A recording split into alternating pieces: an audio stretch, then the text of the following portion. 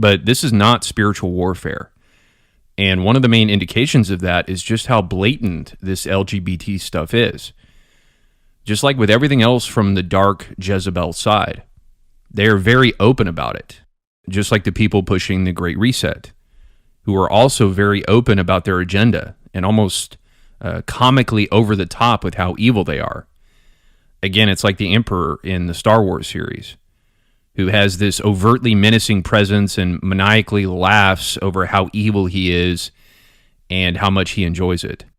You'll own nothing and be happy about it. Mwahaha. It's the same kind of thing. Just like the Great Reset, Disney's gay agenda is not so secret, as that one producer so flagrantly put it. She was very adamant, almost giddy with excitement about how she just gets to add queerness wherever she can, as she said. This flagrant openness with the LGBT agenda should be a red flag, because the devil is never this open about his ultimate intentions, unlike these people who are very open about their intentions. There's nothing secretive or deceptive, at least not in any kind of deep way, about what they're doing. It's all out in the open for everyone to see. Here's something to think about.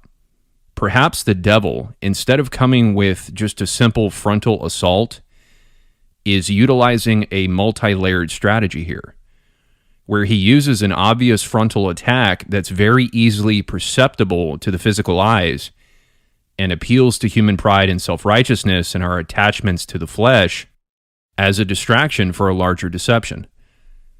If the enemy is blatantly telling us what they're doing, then perhaps there's something deeper going on.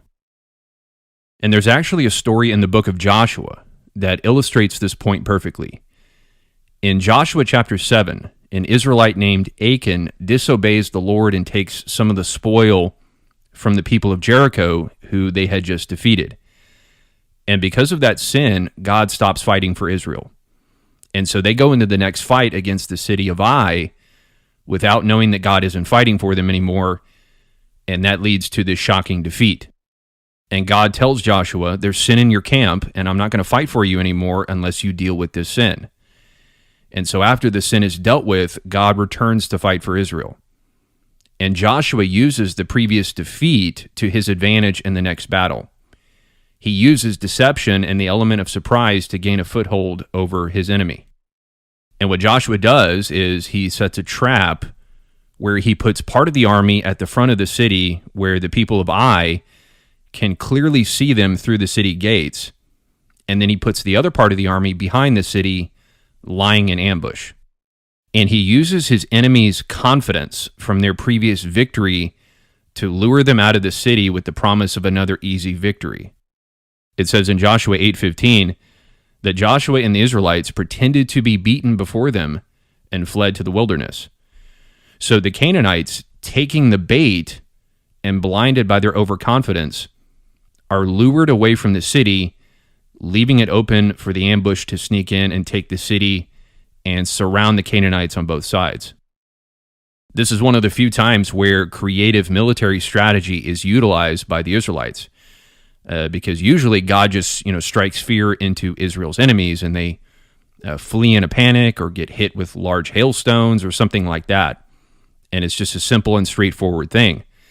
Not that God isn't involved here, obviously he is, but God leads Joshua to utilize a creative military strategy and use the overconfidence of the enemy and the appeal of their fleshly senses to lure them into a trap. And it's also a great story about how God can use a past sin or a past defeat in our lives to help us, win the next battle, so to speak. So long as you're being repentant and obedient, of course. But the Canaanites, blinded by their pride and confidence, went after the obvious opponent that was right in front of them and appealed to their immediate senses. And because they were so blinded by their confidence, they walked right into a trap.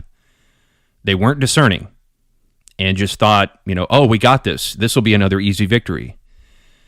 No one in the Canaanite camp stopped to think, hang on a second. The Israelites are already running from us. Isn't this a little too easy? And that's kind of what I see across the board with how the Christian right has responded to the Disney and LGBT stuff. and the whole Great Reset agenda in general. Just like the Army of I, they're so focused on the obvious frontal attack against morality and tradition and rights, the attack that's in plain sight and in the flesh, and very open and blatant about its intentions, and no one's thinking, isn't this a little too obvious? Isn't this a little too easy? But I think it's because many professing Christians, like the Canaanites, are blinded by their pride and their sensual attachments to the more deceptive spiritual traps that have been laid. They're so overconfident of victory, just like the postmillennialists always say, how they believe in victory, right? The church is going to be physically victorious in this age. They have an eschatology of victory. They're blinded by their confidence and the cheap promise of a coming victory that they're dropping their spiritual guard, leaving the protection of the city walls, so to speak, and pushing back against the obvious attack that's in plain sight, completely blind to the ambush lying in wait behind the city walls. And before they know it, many of these Christians are going to find themselves surrounded by the enemy on both sides, and they're going to be spiritually devoured by Satan. And of course, it was God and Joshua who used this strategy in the Bible, but I see no reason to discount the possibility that Satan could utilize a similar strategy, especially when he has such a huge advantage in being completely unseen. The devil knows how to use our pride to lure us into spiritual traps. And pride is the most blinding thing. That's why it's especially dangerous. Of all the sins, that's the one that can harden the heart the most and make us the most spiritually blind. You know, we often talk about sexual immorality being the worst kind of sin, and I agree with that to an extent. But if a person remains humble, they can still find a place for repentance of that sin. But pride is what keeps us from repentance, and it makes us wise and righteous in our own eyes. It's like the Pharisee in Luke 18, who thought of himself as morally superior to others. On paper, he probably was morally superior to the tax collector. But Christ said that between the two, the tax collector was the one who went home justified before God, because he was repentant and humble, while the Pharisee was blinded by his pride and a sense of self-righteousness. The prophet Obadiah spoke about the dangers of pride too. He says this to the Edomites in verse 3, "The pride of your heart has deceived you, you who live in the clefts of the rock, in your lofty dwelling, who say in your heart, who will bring me down to the ground?" I got to say, this sounds very much like the leaders of the Great Awakening and the postmillennialists who proudly declare that they will not allow their land to be taken over by the heathens and the pagans. Who's going to bring me, one of God's elect, down to the ground? They're so confident that they're in a strong position, both physically and spiritually. But they mistakenly interpret their strong physical position as a strong spiritual position too. The Apostle Paul was hardly ever in a strong physical position. He was imprisoned, beaten, mistreated, shipwrecked, and all the rest. But he was in a strong spiritual position because he finished the race. He kept the faith. And as he warns in 1 Corinthians 10:12, let anyone who thinks that he stands take heed lest he fall. And unfortunately, there are many professing Christians who think that they're standing strong, but will fall when tribulation and persecution come.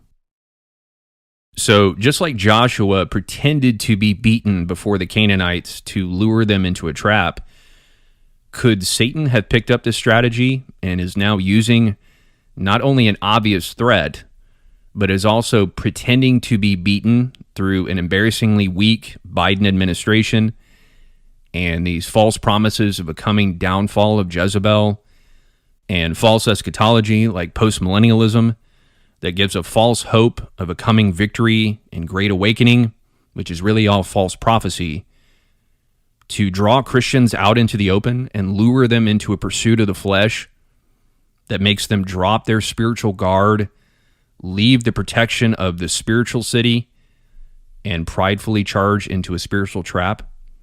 I would say yes.